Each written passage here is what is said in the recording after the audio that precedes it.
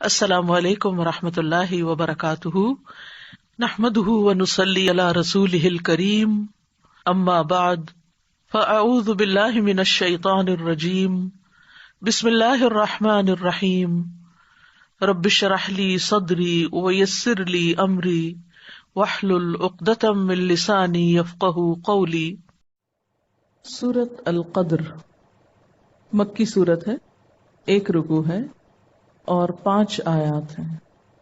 بسم اللہ الرحمن الرحیم، انا انزلناہ فی لیلۃ القدر، بے شک ہم نے اس کو لیلۃ القدر میں نازل کیا۔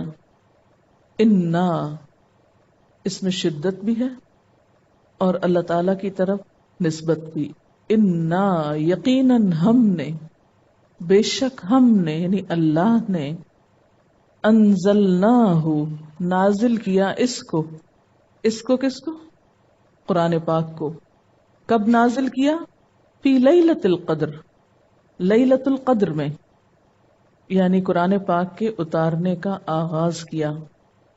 دنیا میں قرآن پاک کے نزول کا آغاز لیلۃ القدر کو ہوا، یا پھر لوح محفوظ سے بیت العزت تک جو آسمان دنیا پر ہے، وہاں ایک ہی مرتبہ سارا اتار دیا گیا اور پھر وہاں سے حسب ضرورت آپ صلی اللہ علیہ وسلم پر نازل ہوتا رہا، حتیٰ کہ 23 سال میں مکمل ہوا۔ یعنی لیلۃ القدر میں سارے کا سارا آپ صلی اللہ علیہ وسلم پر نہیں اتارا گیا تھا، آسمان دنیا پر اتارا گیا اور وہاں سے پھر 23 سال میں آپ پر اترا۔ یہ لیلۃ القدر ہے کیا اور کب ہوتی؟ لیلۃ القدر رمضان کی راتوں میں سے ایک رات ہے۔ کیسے؟ اس لیے کہ قرآن پاک کے نزول کے بارے میں ایک اور جگہ پر آتا ہے، شہر رمضان الذی انزل فیہ القرآن، رمضان وہ مہینہ ہے جس میں قرآن پاک نازل کیا گیا۔ ایک اور جگہ پر لیلۃ القدر کو لیلۃ مبارکہ کہا گیا، سورۃ الدخان میں، کہ ہم نے اس قرآن کو لیلہ مبارکہ میں نازل کیا۔ تو یہ دونوں ایک ہی چیز ہیں۔ اب رمضان میں بھی یہ رات کب ہوتی ہے؟ رمضان کے آخری عشرے میں۔ عبادہ بن صامت کہتے ہیں کہ آپ صلی اللہ علیہ وسلم اپنے حجرے سے نکلے، آپ لوگوں کو لیلۃ القدر کے بارے میں بتانا چاہتے تھے کہ اتنے میں 2 مسلمان لڑ پڑے۔ آپ نے فرمایا، میں اس لیے نکلا تھا کہ تمہیں لیلۃ القدر بتاؤں، مگر فلاں اور فلاں لڑ پڑے تو وہ بات میرے دل سے اٹھا لی گئی، اور اسی میں شاید تمہارے لیے بہتری ہو۔ اب تم اسے آخری عشرے کی 7ویں، 9ویں اور 5ویں رات میں تلاش کرو۔ یہ بخاری کی روایت ہے۔ اسی طرح کچھ اور روایات میں یہ رمضان کی ساری طاق راتوں میں تلاش کرنے کے لیے کہا گیا ہے۔ ابی ابن کعب کی روایت میں آتا ہے کہ یہ 27ویں رات ہے۔ اسی طرح حضرت عمر، حضرت حذیفہ اور کچھ اور صحابہ کرام کو بھی اس میں کوئی شک نہ تھا کہ یہ رمضان کی 27ویں رات ہے۔ بہرحال راجح بات یہی ہے کہ رمضان کے آخری عشرے کی کوئی بھی طاق رات ہو سکتی ہے، اور بعض روایات میں کوئی بھی رات ہو سکتی ہے۔ تو انا انزلناہ فی لیلۃ القدر، بے شک ہم نے اس کو لیلۃ القدر میں نازل کیا۔ اب ایک اور سوال باقی رہ جاتا ہے، اور وہ یہ کہ قدر کو قدر کیوں کہا گیا؟ قدر کا کیا معنی ہے؟ قدر کا ایک معنی ہوتا ہے اندازہ کرنا، فیصلہ کرنا، کیونکہ اس رات میں سال بھر کے فیصلے کیے جاتے ہیں، اس لیے اس کو لیلۃ القدر کہا گیا۔ اسی لیے اس کو لیلۃ الحکم بھی کہا جاتا ہے، فیصلوں کی رات۔ اسی طرح قدر کے معنی تنگی کے بھی ہیں، یعنی اس رات آسمان سے زمین پر اتنے فرشتے اترتے ہیں کہ زمین تنگ ہو جاتی ہے، یعنی کہیں دل دھرنے کی جگہ نہیں ہوتی۔ شب قدر یا تنگی کی رات۔ پھر اسی طرح اس لیے بھی اس کو لیلۃ القدر کہا جاتا ہے کہ اس رات میں جو بھی عبادت کی جاتی ہے اس کی اللہ تعالیٰ کے ہاں بہت قدر کی جاتی ہے، بہت قدر و منزلت ہے، اسے بہت اپریشیٹ کیا جاتا ہے۔ تو انا انزلناہ فی لیلۃ القدر، بے شک ہم نے اس کو لیلۃ القدر میں نازل کیا۔ وما ادراک ما لیلۃ القدر، اور تم کیا جانو کہ یہ لیلۃ القدر ہے کیا، یعنی لیلۃ القدر کی کیا اہمیت ہے، تمہیں کیا خبر، اس کی کیا عظمت ہے، کیا حیثیت ہے۔ استفہامیہ انداز ہے، مراد یہ ہے کہ اس کی اصل قدر و قیمت تو اللہ تعالیٰ ہی جانتا ہے، یا یہ کہ اس میں جو فیصلے کیے جاتے ہیں وہ اسی کو معلوم ہے۔ اور اگر اس کو فیصلوں سے نسبت دی جائے تو بات یہ ہے کہ چھوٹی چھوٹی حکومتوں کے وہ دن جس میں وہ کوئی پالیسی میکنگ کا کام کرتے ہیں یا فیصلے کرتے ہیں، یا فیصلوں والی جو میٹنگز ہوتی ہیں، کیبنٹ کی میٹنگ فلاں فلاں، تو وہ بہت امپورٹنٹ سمجھی جاتی ہیں۔ کسی بھی ملک کے اندر مثلا جب پارلیمنٹ کا اجلاس بلایا جاتا ہے یا کوئی قانون سازی ہوتی ہے یا پھر جو قانون نافذ کرنے والے ادارے ہوتے ہیں، تو ان سب کی اپنی ایک امپورٹنس ہوتی ہے کسی ایک سلطنت میں۔ اور کہاں یہ کہ اللہ تعالی کے فیصلے جو اس نے پہلے سے کر رکھے ہیں، وہ سال بھر کا بجٹ فرشتوں کے حوالے کر دیا جاتا ہے اس کو امپلیمنٹ کرنے کے لیے، نافذ کرنے کے لیے۔ تو وما ادراک ما لیلۃ القدر، تمہیں کیا خبر کہ لیلۃ القدر کیا ہے، اس میں کس قسم کے فیصلے ہوتے ہیں، اس کی کتنی اہمیت ہے، اس میں عبادت کا کتنا اجر و ثواب ہے، اس میں فرشتوں کا نزول کس طرح ہوتا ہے، اور اس میں خاص طور پر جو قرآن کی نعمت کا اتارا جانا ہے، یہ تاریخ انسانی کا ایک بہت بڑا کام ہے۔ تم نہیں جانتے اس رات کی قدر و قیمت، یعنی لیلۃ القدر کی جتنی بھی اہمیتیں ہیں ان سب میں بڑھ کر کیا ہے کہ اس میں انا انزلناہ فی لیلۃ القدر، کہ اس میں قرآن پاک کا نزول ہوا۔ اگرچہ اور بہت سے فیصلے ہوتے ہیں، مثلا کس کو سزا دینی ہے، کس حکومت کو گرایا جانا ہے، کس کو عزت بخشنی ہے، کون بیمار ہوگا، کون مرے گا، کون کیا کام کرے گا، یہ سارے کا سارا منصوبہ فرشتوں کے حوالے کر دیا جاتا ہے۔ اور پھر ہر فرشتہ یا ہر ڈپارٹمنٹ، ہر شعبہ اپنے اپنے حصے کا کام بھاگ بھاگ کے کرتا رہتا ہے، اور یفعلون ما یؤمرون ہوتا ہے۔ جو اللہ تعالیٰ کے ہاں ان کو حکم ملتا ہے وہ پوری طرح اس پر عمل پیرا ہوتے ہیں۔ لیلۃ القدر خیر من الف شہر، اللہ تعالیٰ خود بھی اس کا جواب دیتے ہیں کہ لیلۃ القدر 1000 مہینوں سے بہتر ہے۔ 1000 مہینے میں 83 سال اور 4 مہینے بنتے ہیں، 83 years and 4 months۔ لیکن عربوں کے ہاں 1000 سب سے بڑا فگر تھا۔ عربوں کے ہاں جو گنتی ہے اس میں 1000 سب سے بڑا گنتی کا عدد ہے۔ ویسے بھی گننے گنانے سے ان کو زیادہ کام نہیں ہوتا تھا، لیکن ان کے ہاں سب سے بڑا فگر۔ آپ کے ہاں کیا ہے؟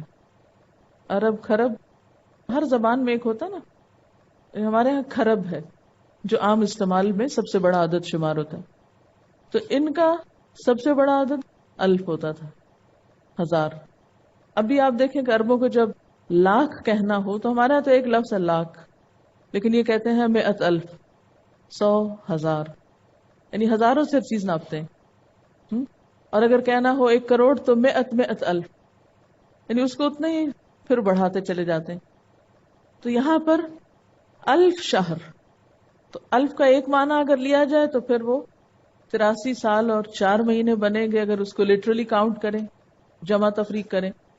اور اگر اس کو کثرت تعداد کے معنوں میں لیں کہ ان کے ہاں سب سے بڑا فگر، تو پھر اس سے مراد کیا ہے کہ لیلۃ القدر خیر من الف شہر۔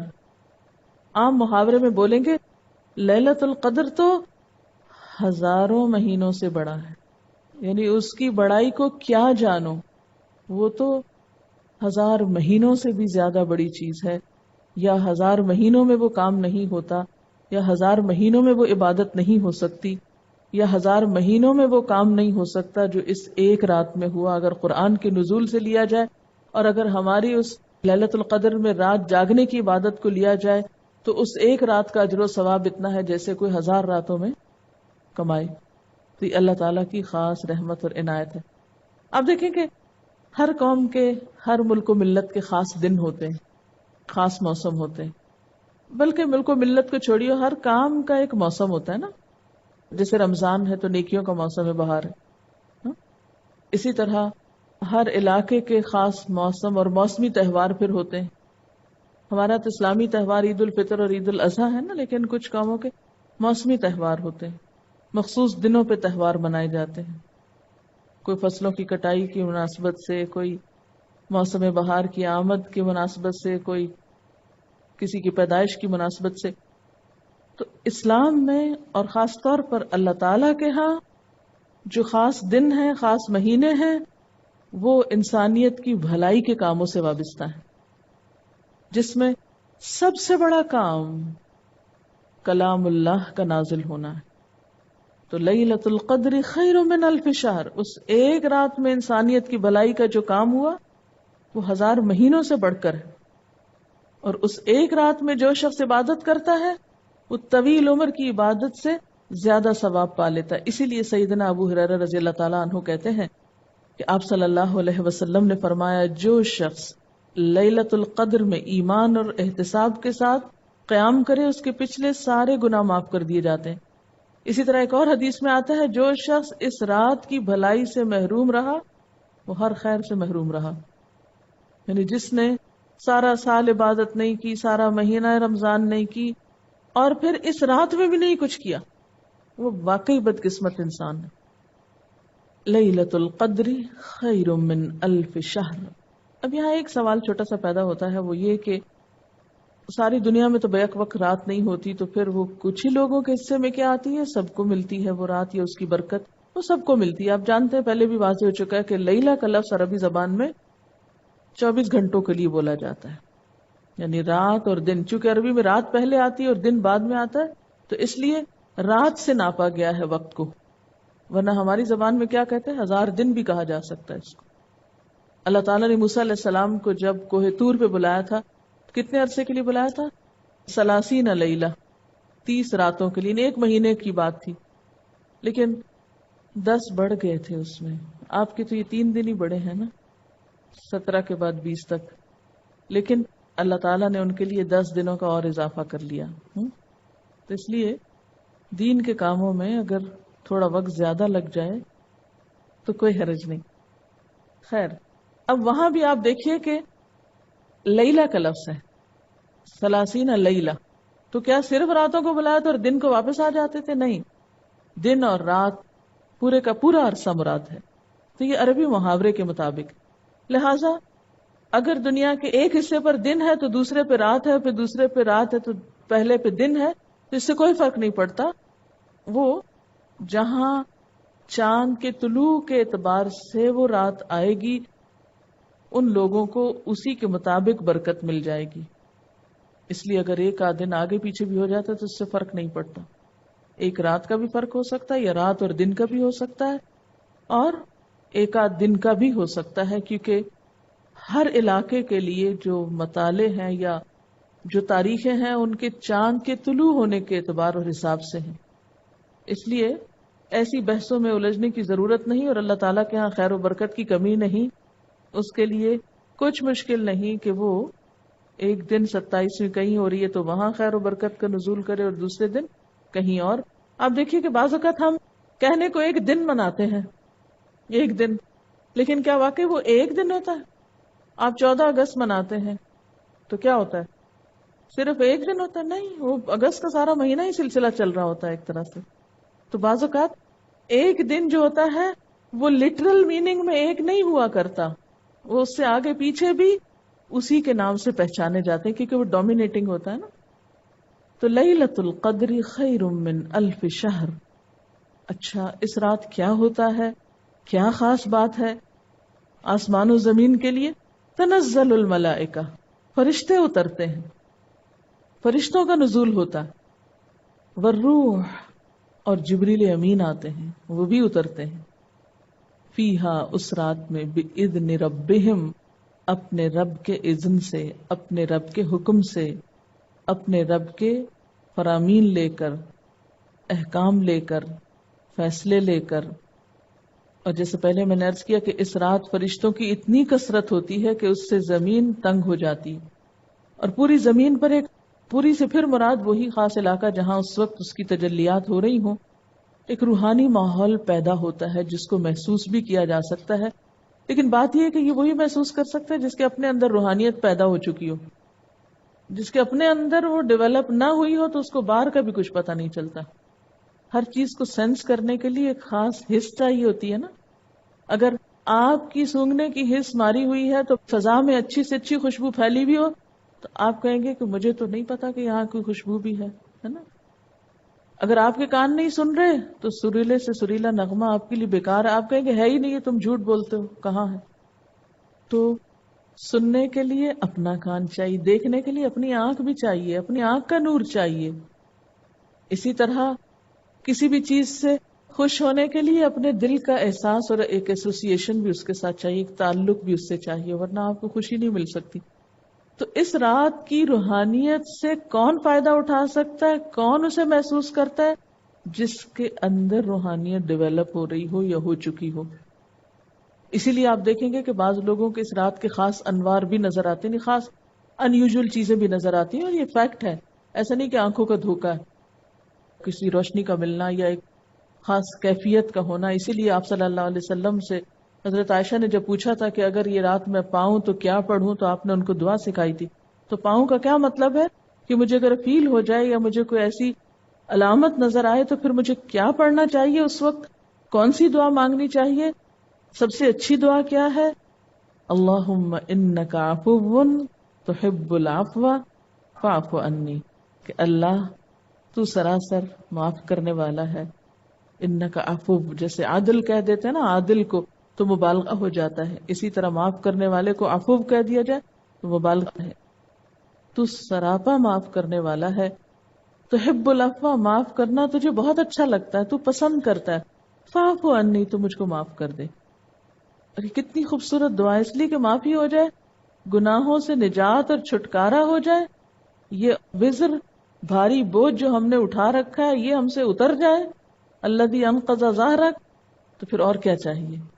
یعنی اگر ہمیں کوئی اعلان کر کے یہ بتا دے کہ تمہیں معاف کر دیا گیا، تمہارے گناہوں کا بوجھ ہٹا لیا گیا، تو اس سے بڑی سعادت کی بات ہی کوئی نہیں. اور ایک بندہ مومن کی سب سے بڑی خواہش یہی ہونی چاہیے کہ اللہ تعالیٰ اس کو معاف کر دے اور اس سے درگزر کر لے. جیسے حضرت عمر کہا کرتے تھے کہ میں اس بات کا انتظار نہیں کرتا اور مجھے اس بات کی امید نہیں ہے کہ میرے پلے میں کچھ نیکیاں ہوں گی یا میں نے بڑا کوئی کام کیا ہوگا. مجھے تو اگر برابر سرابر پہ چھوڑ دیا جائے تو میں پھر بھی اپنے آپ کو بڑا خوش قسمت انسان سمجھوں کہ مجھ سے حساب نہ لیا جائے اور میری کسی بات پہ مجھے پکڑا نہ جائے. تو کہاں کوئی شخص یہ دعویٰ کر سکتا ہے پاکی داماں کا اور اپنی نیکیوں کا کہ میں تو بہت پہنچا ہوا ہوں یا بہت نیک ہوں. اللہ ہی بہتر جانتا ہے. اور جتنا کوئی اللہ کے قریب ہوتا جاتا ہے اس کو اپنی کم مائگی کا اتنا ہی احساس ہوتا چلا جاتا ہے، اور وہیں سے پھر بندگی کا اصل لطف آنے لگتا ہے. جب تک وہ کیفیت نہ آئے تو پھر بندگی اور سجدہ اور وسجد وقترب کا مزہ بھی نہیں پایا جا سکتا، کیونکہ سجدے کی حالت سب سے زیادہ عاجزی کی حالت ہے نا، زمین پہ ناک اور ماتھا ٹیکا ہوا ہے. تو یہ حقیقی بندگی کا جو احساس رکھتا ہو وہی اس کیفیت سے لطف اندوز ہو سکتا ہے، وہی اس راستے سے قرب پاتا ہے، اللہ کے قرب کا ذریعہ ہے. اور عجب بات ہے، زبان سے قرب کے شوق کے دعوے ہیں اور عمل میں نماز میں دل نہیں لگتا اور دو چار ٹھونگے مار کے اٹھ جاتے ہیں. ہم سب کو اپنی نمازوں کے جائزے کی ضرورت ہے.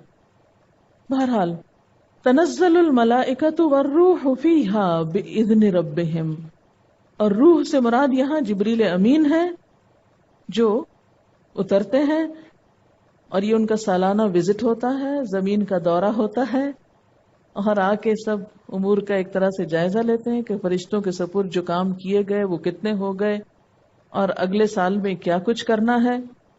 کیونکہ سورۃ الدخان میں بھی آتا ہے نا کہ فیہا یفرق کل امر حکیم امرا من عندنا. تو یہاں بھی من کل امر کے لفظ آتے ہیں کہ اس رات جبریل امین ان تمام معاملات کو جو زمین میں نافذ ہونے ہوتے ہیں اللہ تعالی کی سینکشن کے ساتھ یا منظوری کے ساتھ لے کر اترتے ہیں.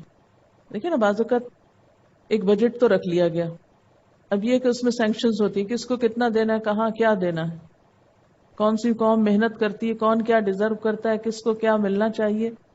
وہ ایک طرح سے تقسیم اللہ کی طرف سے ان کے سپرد کی جاتی ہے اور پھر وہ نیچے آتے ہیں. سلام، سلام. اس رات کی اہمیت اس وجہ سے بھی ہے کہ اس رات میں سلامتی ہوتی ہے، کوئی شر نہیں ہوتا. یہ سلامتی والی رات ہے. اس رات مومن شیطان کے شر سے محفوظ رہتا ہے.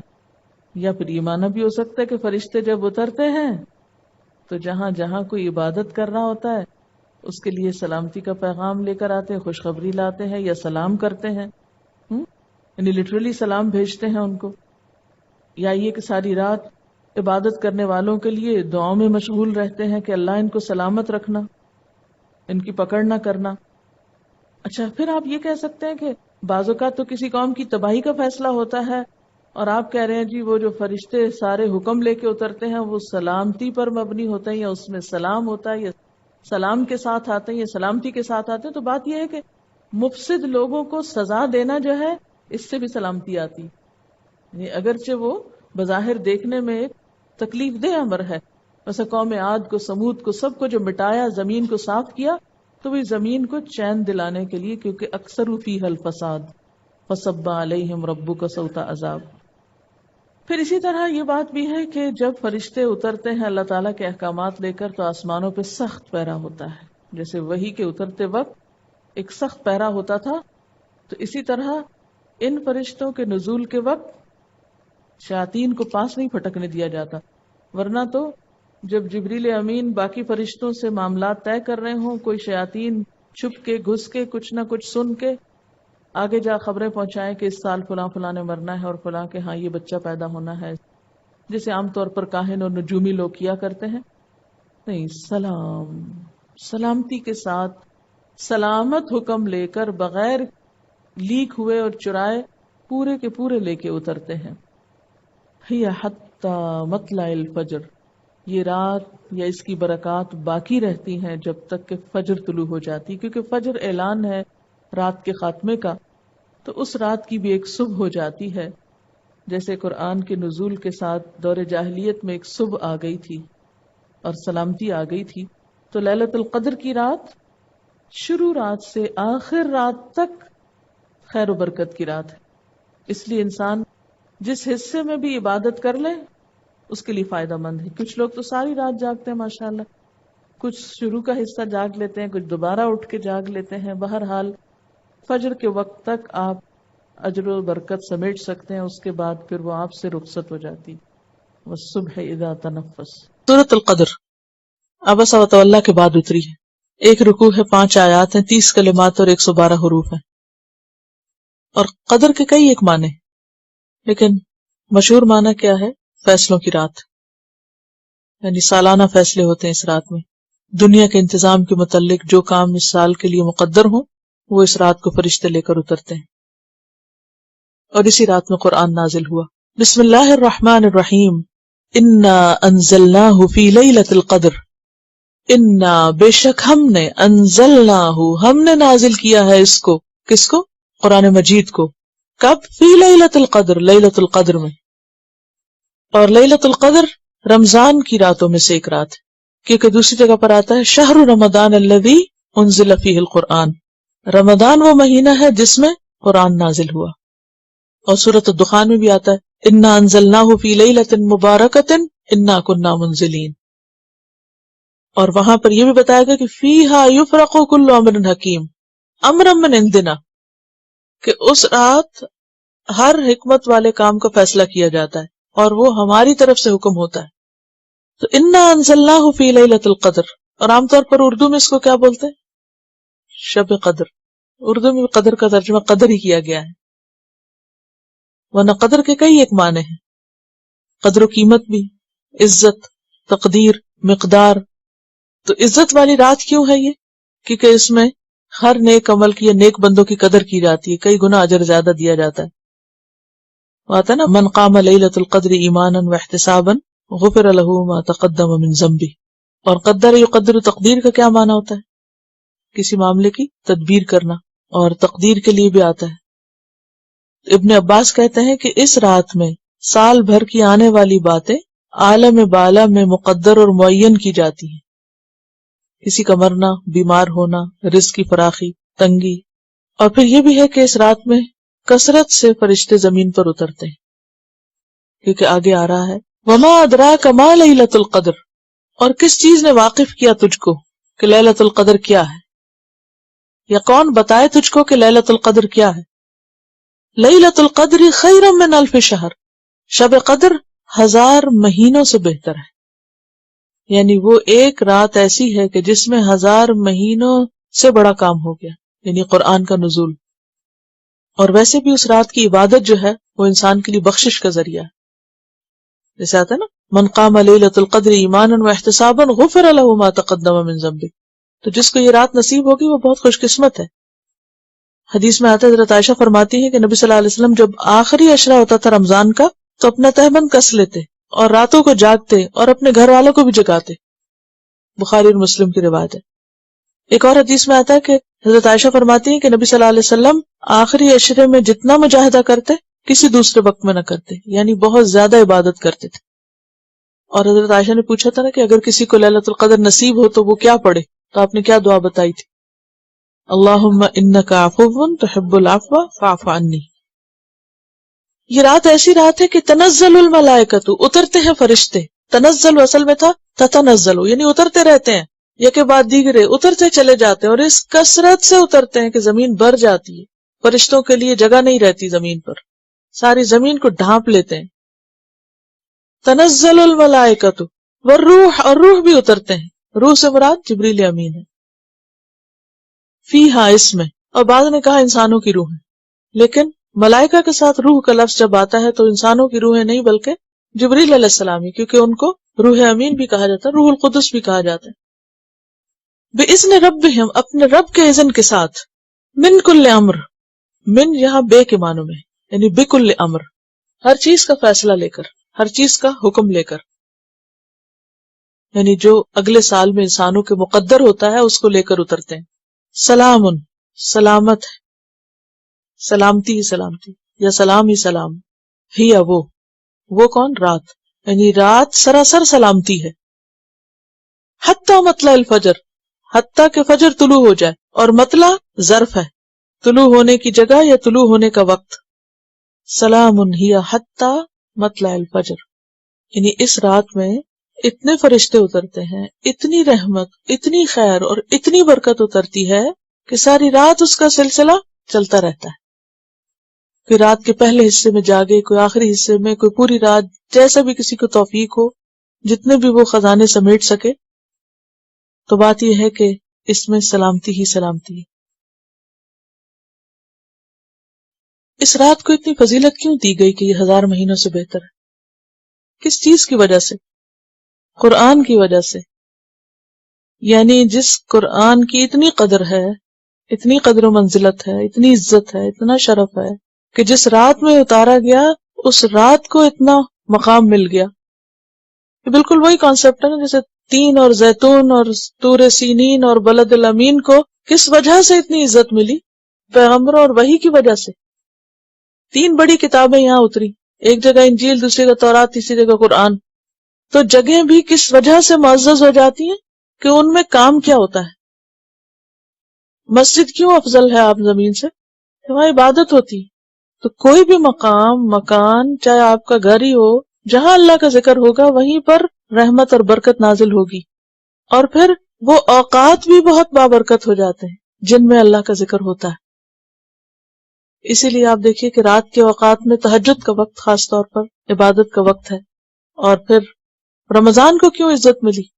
روزہ تو ہے لیکن شہر رمضان الذی انزل فیہ القرآن، رمضان وہ مہینہ ہے. رمضان کی پہچان کس سے؟ روزے سے نہیں کرائی گئی، یہاں قرآن سے کرائی گئی.